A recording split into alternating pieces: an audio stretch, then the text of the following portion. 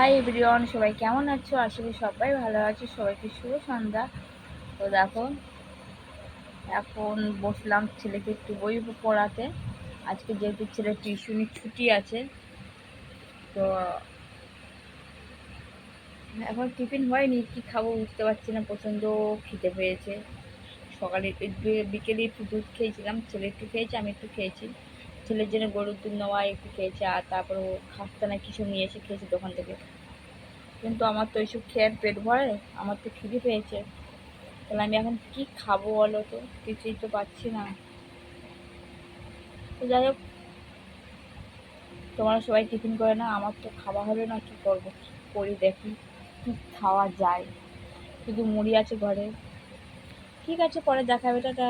আর এই দেখো, আরেকজন মুখের ভিতরে বই গুজে বসে আছে। পড়াশোনা তো হবে না, দেখো চারিদিকে বই ছড়িয়ে ছড়িয়ে বসে আছে। পড়াশোনা তো হবে না, বইয়ের মুখ গুজে বসে আছে।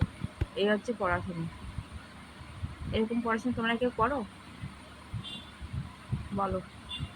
ঠিক আছে, টাটা।